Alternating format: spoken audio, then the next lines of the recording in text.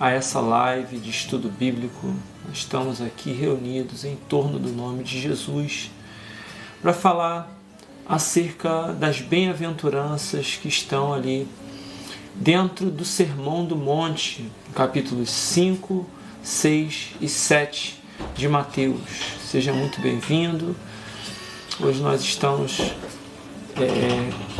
aqui para falar das bem-aventuranças e nós vamos dar continuidade a esse estudo. Nós começamos já na semana passada falando sobre as bem-aventuranças, começamos falando sobre bem-aventurados os pobres de espírito e hoje nós estamos falando sobre os que choram, bem-aventurados os que choram, porque eles serão consolados, né? Mas antes de nós começarmos, eu quero já dizer para você, seja muito bem-vindo, fique à vontade, né? Se você quiser comentar, se você quiser colocar o seu pedido de oração, é só colocar aí na rolagem, né? Nas mensagens, que a gente vai, à medida que o estudo for acontecendo, dentro da possibilidade, os irmãos que fazem parte da equipe vão estar anotando, né, os pedidos de oração para que a gente possa estar orando depois, né, e todos aqueles que forem participando aí também, colocando suas mensagens, também vão ser acolhidos aí pelos irmãos. Seja bem-vindo, Marconi. Pai seja contigo, meu irmão. Bom, nós vamos orar nesse momento, agradecendo ao Senhor por mais uma noite, por mais uma oportunidade que o Senhor nos concede de estarmos reunidos em torno da Palavra de Deus, para aprendermos mais da Palavra de Deus. Então, em nome de Jesus, eu convido você a orar junto comigo agora. Amém? Pai querido, eu quero te agradecer por mais um dia, por mais uma oportunidade, por essa terça-feira, Senhor, que começou e que, graças ao Senhor, nos permitiu estar aqui, Senhor, juntos para estudarmos da Tua Palavra, Senhor. Como eu sempre digo, Pai, muitos começaram esse dia e não terminaram, né? Não chegaram ao fim dele, Senhor. Mas nós, graças ao Senhor, estamos aqui, Senhor, e podemos te agradecer por isso, Pai. Então, em nome de Jesus, eu quero te pedir que nesse momento, aqueles, Senhor, que permanecerem conosco até o final, Senhor, nesse estudo da Tua Palavra, que possam ser ricamente abençoados pelo Senhor, Pai. E aqueles que porventura também não permanecerem, por algum motivo tenham que sair, ó Pai, que o Senhor também possa abençoá-los, ó Pai.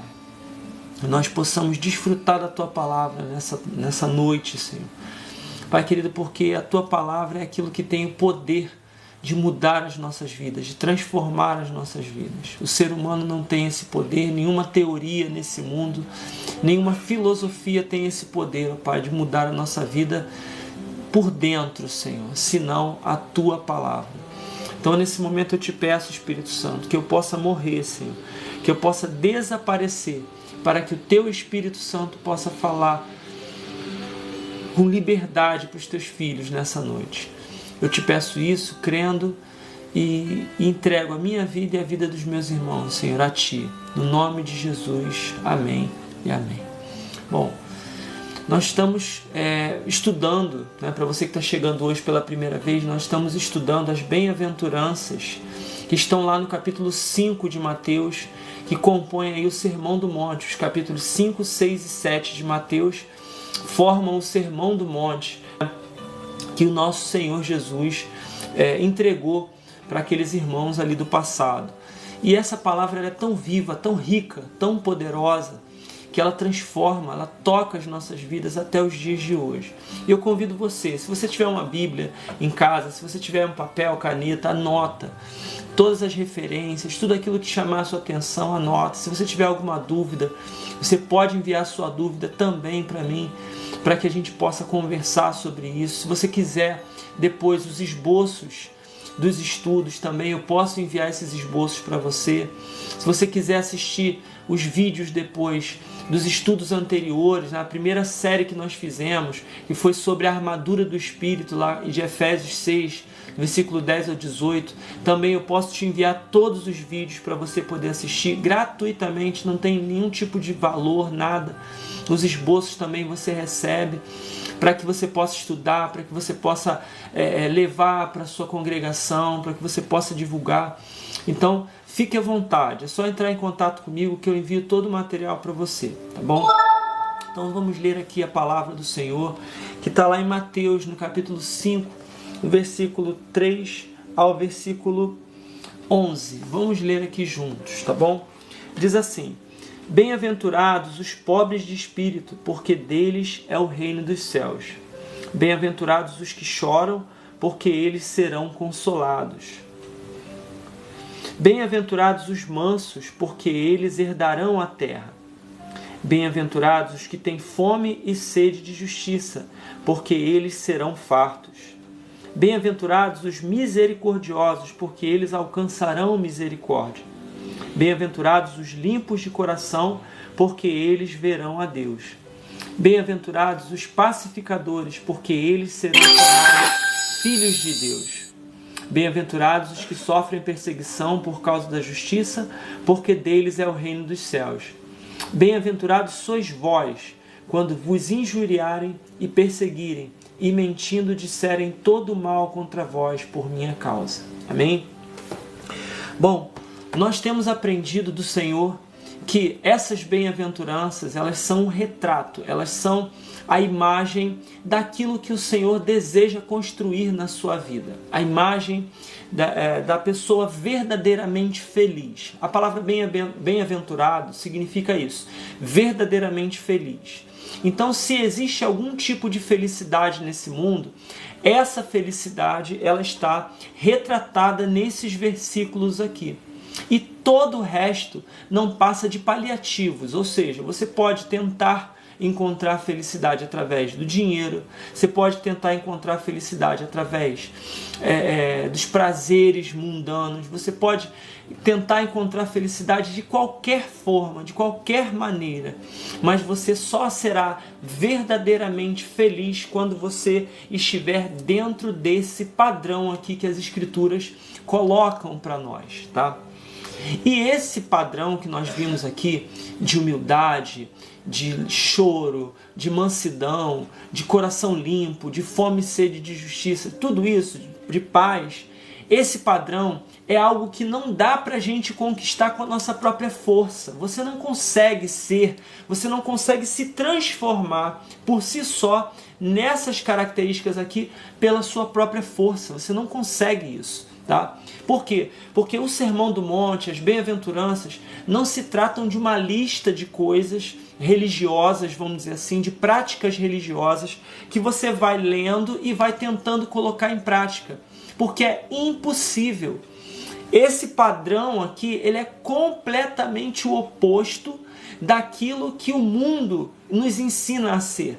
Enquanto a palavra está dizendo aqui que é bem-aventurado ou verdadeiramente feliz é o pobre de espírito, o mundo nos ensina a ser o quê? Altivos, autoconfiantes, a nos impormos sobre os outros, né?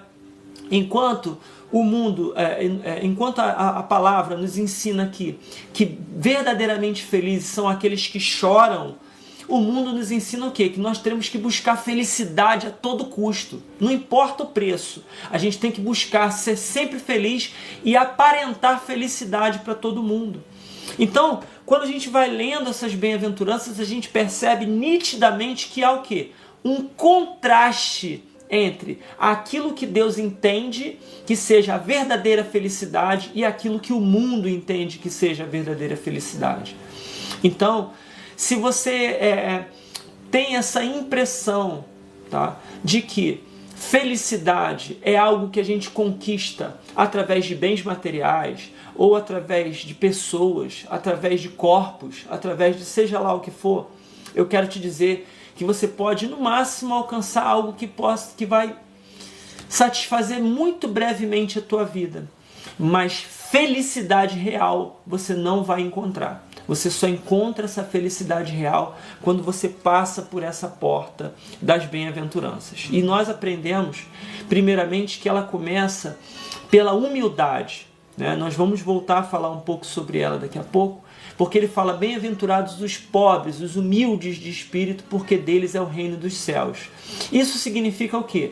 É humildade de roupa, né? É pobreza de roupa, pobreza material, humildade no jeito de falar, Será que é isso que a palavra está dizendo? Não, não é isso. Não se trata desse tipo de humildade, né? Nem uma falsa humildade, uma humildade fingida. Não é isso que se trata. Se trata de quê? Se trata da percepção de quem Deus é e de quem você é diante de Deus. É quando você olha para o Altíssimo e percebe que sem Ele você não é nada, que você não consegue nada sem Ele, que toda a sua força, toda a sua vida vem dEle.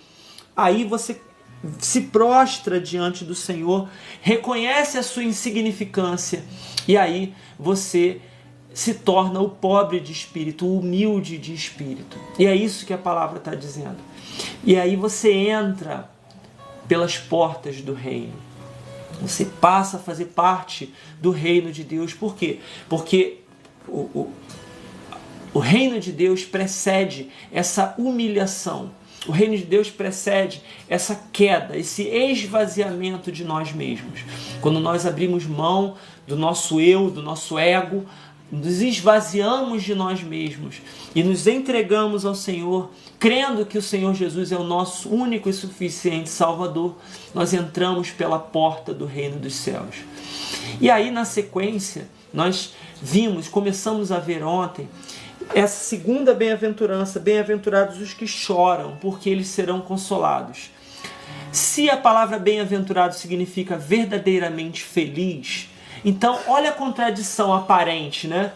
Como que eu posso ser verdadeiramente feliz chorando? Tem algum sentido isso? Ser verdadeiramente feliz chorando? Para o mundo, novamente, não faz sentido nenhum. Por quê? Porque o mundo nos ensina a buscar felicidade a todo custo, a qualquer custo. A gente precisa ser feliz, né? As músicas falam isso, as filosofias falam isso, que a gente precisa buscar felicidade, ser feliz a todo custo, né? Mas a palavra de Deus diz que não é dessa forma. Seja bem-vinda, Vana. Que não é dessa forma, que não é dessa maneira que a gente encontra a felicidade. E ele está dizendo o quê? Que é através do choro, do lamento, mas que não é o choro quando você perde um ente querido, não é um choro devido às perdas materiais, não é um choro devido aos problemas e circunstâncias da vida. Não é esse tipo de choro, tá? Que choro é esse? É o mesmo choro que esteve no nosso Senhor Jesus Cristo. É o choro que esteve em Paulo. Quando o Senhor Jesus ele chora diante do túmulo de Lázaro, quando ele chora diante de Jerusalém, pelo que ele está chorando? Quando Paulo ele grita: "Ô Dedé, seja bem-vinda Clarice". Quando Paulo grita: "Desventurado homem que sou, quem me livrará do corpo dessa morte", né? Quando Paulo faz esse clamor: "Como eu sou miserável, quem vai me libertar desse corpo mortal?" Ele está clamando pelo quê? Ele está chorando pelo quê? Ele está chorando por causa do pecado que está nele, e ele percebe que esse pecado o leva a não conseguir viver uma vida de santidade. É esse o choro. O Senhor Jesus, quando ele chorou diante do túmulo de Lázaro, ele chorou porque ele viu ali consumado o pecado, a morte. A morte é a consumação do pecado. E ele percebe ali, quando ele vê o amigo dele morto, não a tristeza pela perda do amigo, mas a tristeza pela consequência do pecado, que é a morte. Quando ele olha para Jerusalém, ele vê Jerusalém, ele fala assim: "Jerusalém, Jerusalém, como eu gostaria de juntar, debaixo das minhas asas." Ele está chorando pelo quê? Pelo afastamento que o pecado faz entre o homem e Deus, e por consequência a morte. Então é esse choro, é esse lamento pelo pecado, esse lamento que a palavra está dizendo aqui: bem-aventurados os que choram. Mais felizes são aqueles que choram por causa do pecado, que lamentam por causa do pecado. E aí o Lloyd Jones ele vai dizer o seguinte: esse choro espiritual é algo que necessariamente resulta do fato de ser alguém humilde de espírito.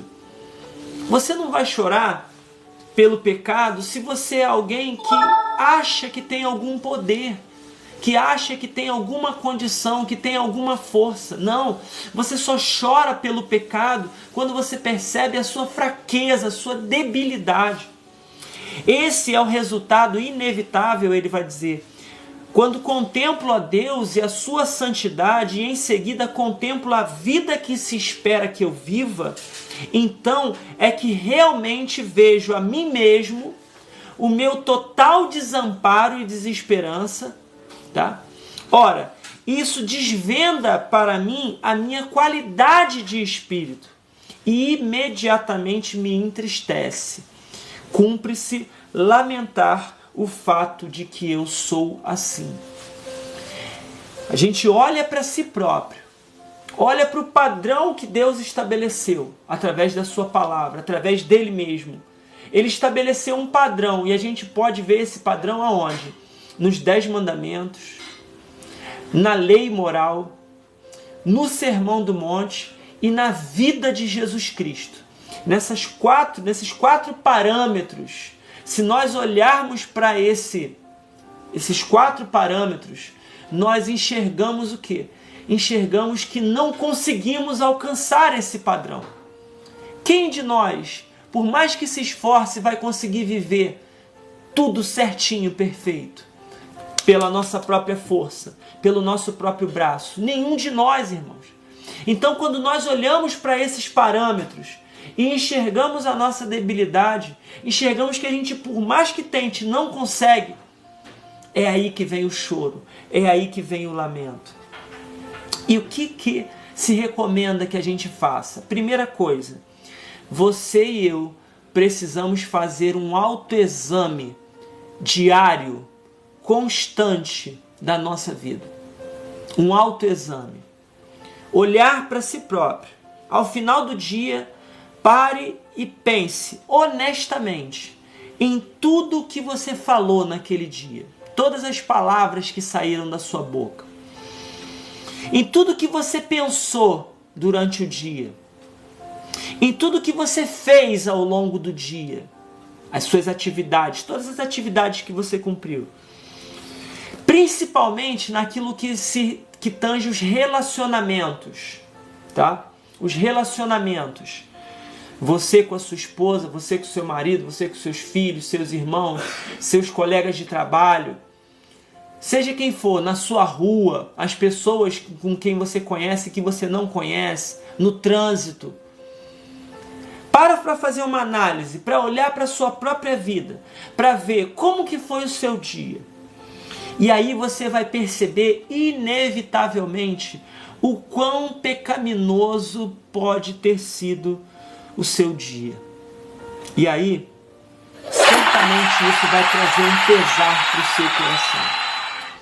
Certamente isso vai trazer um pesar para o seu coração. Quando eu olho para a minha vida, olho para o meu dia e penso assim, caramba, o que eu falei durante o dia? Quais foram as palavras que saíram da minha boca? Quando eu olho para a minha vida e penso, o que foi que eu pensei durante o dia? Quando eu olho para a minha vida e penso, o que eu fiz e o que eu deveria ter feito e não fiz durante esse dia? Eu percebo quão falho eu sou.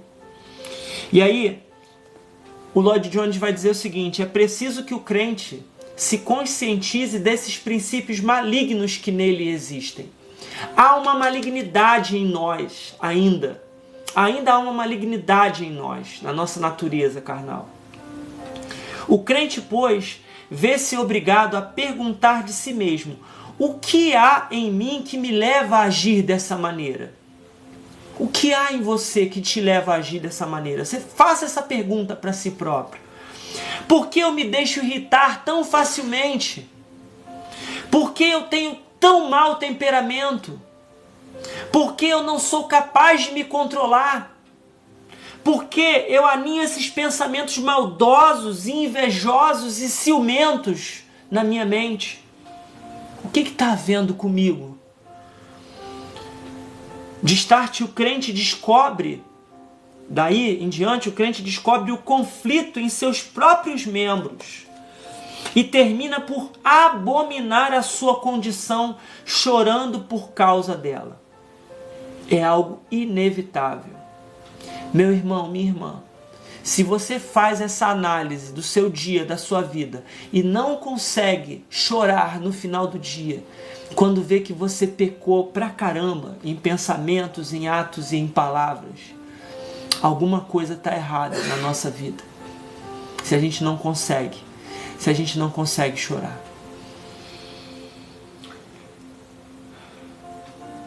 Ora, isso não é nenhum esforço da imaginação, mas é uma experiência real que corresponde à realidade.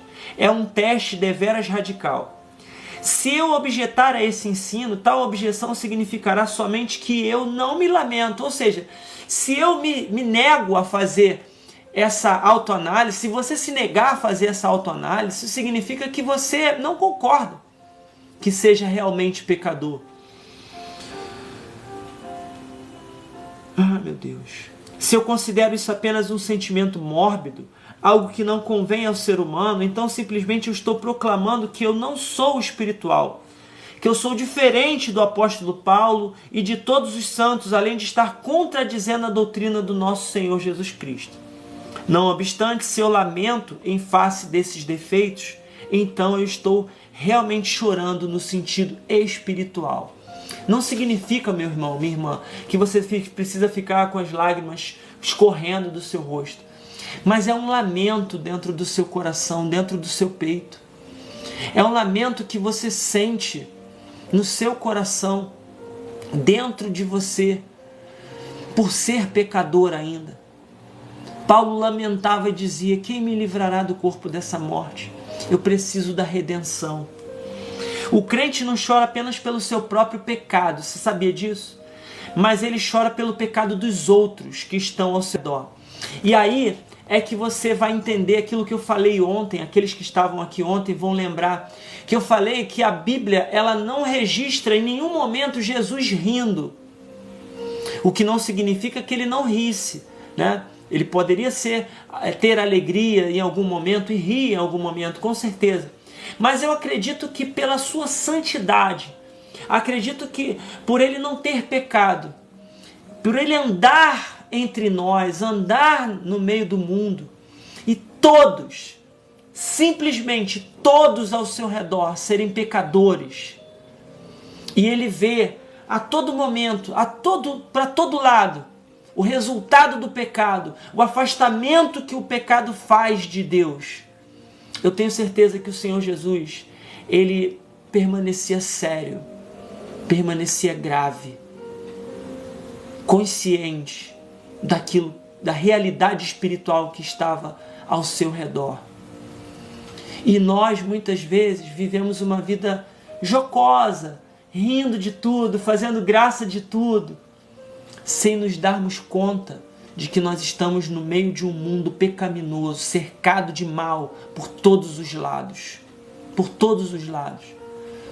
Será que eu e você, meu irmão, minha irmã, temos andado nesse mundo conscientes da malignidade que está ao nosso redor? Do mal que nos cerca? Nós não choramos apenas pelo nosso pecado, mas pelo pecado daqueles que estão ao nosso redor. Da humanidade, dos efeitos que o pecado traz para o mundo. Quanta morte, meus irmãos. Todo dia a gente liga o noticiário e a gente vê morte na televisão. É só você ligar a televisão. Talvez se você ligar a televisão agora vai estar alguma notícia passando lá. Morreram tantas pessoas no atentado à bomba, não sei aonde, não sei aonde. Assalto, morte, destruição. Todo tempo. Oi, Elisa, Deus te abençoe, minha irmã. Todo tempo a gente vê o efeito do pecado no mundo. O efeito do pecado no mundo. Guerra. Todo tempo a gente vê guerra acontecendo. A gente vê ao nosso redor, você acorda de manhã e vai andar na rua e você vê um xingando o outro, um fazendo um monte de coisa, barbaridade um com o outro. O que é isso, irmãos? É normal? Será que a gente já se acostumou com isso? Já normalizou isso na nossa vida? Ah, isso é normal. Não, irmãos, isso não é normal. Isso é um efeito do pecado que está ao nosso redor o tempo todo. Cada dia que passa, nós temos sido cada vez mais apedrejados. O Evangelho tem sido apedrejado, a palavra de Deus tem sido negada. Cada dia que passa, mais e mais. E o que é isso? É normal, irmãos? Não, isso é o pecado que nos cerca. E isso tem que nos causar um lamento, um choro, uma indignação no nosso coração.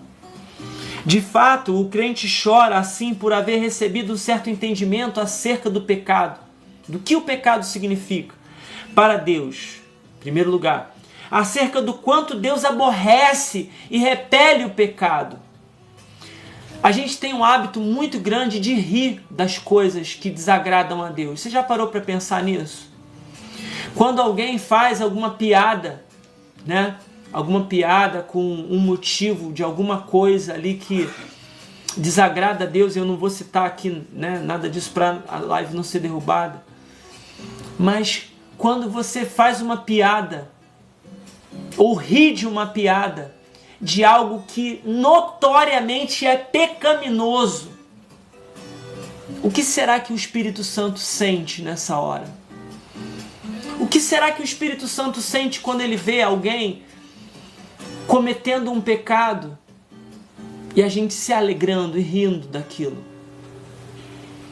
A gente precisa colocar a mão na consciência e entender, isso não agrada ao Senhor, isso não agrada a Deus, eu não tenho motivo para rir disso.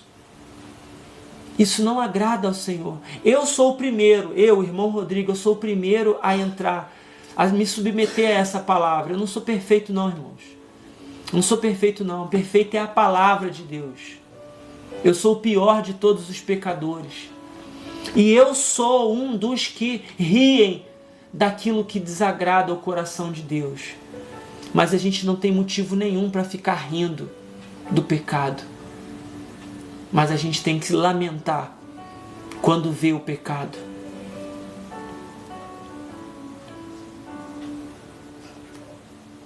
Deus aborrece e repele o pecado. Esse mal terrível, que por assim dizer, se pudesse fazê-lo, feriria o Senhor Deus no próprio coração.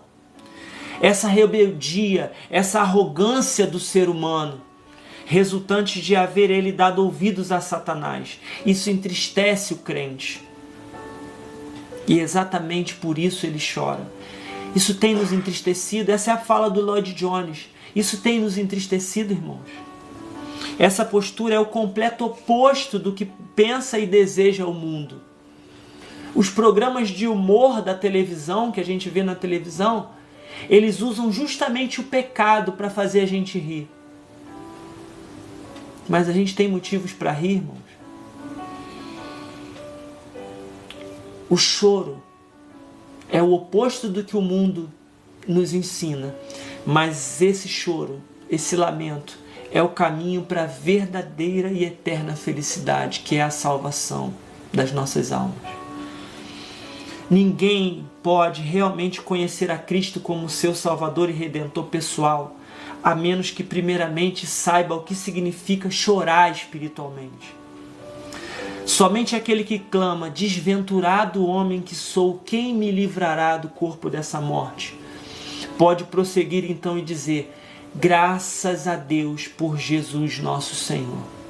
É só quando você percebe essa malignidade que há em você e que há no mundo, é que a gente pode dar graças a Deus, porque Jesus Cristo veio para nos salvar, para nos libertar. Lembra que eu falei lá no início, lá ontem no início, que existem pessoas que estão dentro do templo 50 anos, mas que nunca experimentaram o que é a verdadeira alegria da salvação? É isso. Se você não entender o que é o pecado E qual é o significado do pecado para Deus e para você na sua vida? E o que significa Jesus Cristo ter morrido na cruz para pagar por todos os seus pecados e todos os meus pecados? Se a gente não entender isso, a gente nunca vai saber o que é a alegria da salvação de verdade. Diante desse desamparo que o pecado causa em nós, o Espírito Santo revela Jesus Cristo como a nossa satisfação. Jesus Cristo nos satisfaz, irmãos. É Ele quem nos satisfaz. E aí vem um consolo imediato no nosso coração, porque o versículo diz o quê? Bem-aventurados os que choram, porque eles serão consolados. Quando você sente esse vazio dentro de você, quando você sente essa fraqueza, quando você sente esse mal dentro de você e você olha para o Senhor e percebe a cruz, que o Senhor morreu no teu lugar por você, vem o consolo do Espírito Santo dizer para você: calma, filho, calma, meu filho, eu já paguei por todos os teus pecados na cruz. Eu morri por você. Os teus pecados estão perdoados. Vai em paz. Não peques mais. Os teus pecados estão todos perdoados. Glória a Deus por isso. Glória a Deus por isso. Isso preenche o nosso coração, irmãos. Isso consola o nosso coração. Isso nos dá a esperança de que há uma vida eterna nos esperando. Novos céus e nova terra. O ímpio, ele não tem essa consolação. Por isso ele precisa se cercar, sabe de quê? De desculpas, de falsas doutrinas, como o ateísmo, por exemplo. O ímpio não tem essa consolação, então ele precisa inventar. Ah, não existe Deus coisa nenhuma. Ah, que nada. Por quê? Lembra? Ele vai ficar sempre buscando em paliativos e paliativos, talvez o próximo encontro, talvez o próximo namoro, talvez o próximo 1 milhão que eu ganhar, talvez o próximo carro que eu comprar, talvez a próxima casa que eu comprar, talvez a próxima comida que eu comer, talvez o próximo sorvete que eu tomar, talvez a próxima Coca-Cola que eu beber, vai me trazer a felicidade plena que eu preciso. Só que ele nunca vai alcançar a verdadeira felicidade. Não vai ser no próximo encontro sexual. Não vai ser na próxima bebida, no próximo copo de bebida. Não vai ser na próxima dose de droga que ele vai encontrar. E se talvez você esteja me ouvindo agora, assistindo talvez no For You, ou até mesmo aqui, se você está assistindo e pensando assim: poxa, eu quero tanto ser feliz, mas eu nunca consigo ser feliz. Não vai ser com nada daqui desse mundo que você vai ser verdadeiramente feliz, meu irmão, minha irmã. Você só pode ser feliz por meio de Jesus Cristo. Porque Ele é o garantidor da nossa salvação, da nossa verdadeira felicidade. É Ele quem garante vida para você. E vida com abundância. Não se iluda mais com falsas doutrinas que falam para você: ah, todos os caminhos levam a Deus. Não. Isso é uma falsa doutrina que tenta iludir você, dizendo que você não precisa passar pela cruz. Acorda enquanto é tempo. Você precisa se humilhar, passar pela porta da humilhação, reconhecer que você não é nada sem Deus, que precisa da salvação e confessar com a sua boca. E aí você é salvo. E diante disso você chora pelo seu pecado diante do Senhor. E Ele vem e consola você, consola o teu coração, dizendo para você: os seus pecados estão perdoados. Mas também Ele vai dizer para você, sabe o quê? Há novos céus e nova terra preparado para você. Há novos céus e nova terra, há uma nova morada. Eu vou preparar um lugar, mas eu vou voltar para buscar você. E aí, qual é a postura do homem bem-aventurado? Por chorar. Ele é um homem triste, mas não melancólico. Triste por quê? Triste porque ainda está preso a uma natureza carnal e pecaminosa. Triste porque vive no meio de um mundo cheio de pecado ao redor. Triste porque tem que conviver com o pecado o tempo todo, mas ele não é melancólico. Não. Ele é um homem triste, mas não se sente um miserável. Não. É um homem sério, mas não taciturno. É um homem sóbrio, mas não sombrio. É um homem grave, mas que nunca se mostra frio ou distante. Juntamente com a sua gravidade, há também um calor e uma força de atração. Em outras palavras, esse homem mostra-se constantemente sério. Todavia, ele não precisa fingir seriedade. Eu estou lendo a fala do Lloyd Jones aqui. O crente nunca é um indivíduo que finge ser triste ou finge ser jovial. Não, mas é uma pessoa que leva a vida a sério. Quantos de nós têm levado a vida na brincadeira? Ele contempla a vida espiritualmente. E vê na vida o pecado e os seus efeitos perniciosos. O crente é um homem ou uma mulher sério e sóbrio. Sua aparência sempre é a de uma pessoa compenetrada e bem equilibrada. Ele sempre encara as coisas com a seriedade que precisa. Mas devido à sua visão e à sua compreensão da realidade, o crente também goza de uma alegria indizível e cheia de graça. Uma alegria que só o Senhor pode te dar. Então, meu irmão, minha irmã, hoje, somente quando a gente compreende verdadeiramente o que é o pecado e da onde Deus te tirou, é que você pode ser feliz de verdade. Amém? Vamos orar nesse momento. Pai querido, nós te damos graças pela tua palavra, Senhor. Eu quero nesse momento, Deus, clamar a ti, Senhor, por misericórdia, pela minha vida, pela vida dos meus irmãos que estão assistindo, por todos aqueles que passaram, Senhor. Se temos sido pessoas, ó Pai, que não temos levado a vida com seriedade, não temos nos lamentado pelo pecado, conseguimos conviver no meio desse mundo pecaminoso de boa, como diz o ditado, tranquilo, sem me importar e até dando risada por causa do pecado, por causa daquilo que entristece o teu coração. Pai, nos ensina o caminho da cruz, o caminho do choro, o caminho do lamento, porque esse é o caminho da vida eterna, Pai. Precisamos entender, meu Pai, e viver verdadeiramente, entender e viver verdadeiramente o quão destrutivo é o pecado e que nós só temos a verdadeira alegria, Senhor, em Ti, porque nós ainda estamos presos nessa natureza pecaminosa, Pai.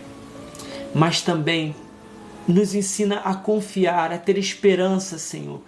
Nos dá essa alegria, o consolo, Espírito Santo. A alegria de saber que um dia estaremos contigo para sempre, que o Senhor vai redimir esse corpo mortal e nos dará a eterna paz. Eu oro assim nesse momento, te agradeço por cada vida que passou por essa live, que entrou, que permaneceu, que o Senhor abençoe cada um, Pai. E em nome de Jesus, que teu Espírito Santo continue falando ao coração de cada pessoa durante esses dias, Pai. Eu já te agradeço por esse fim de noite que eu sei que será abençoado pelo Senhor.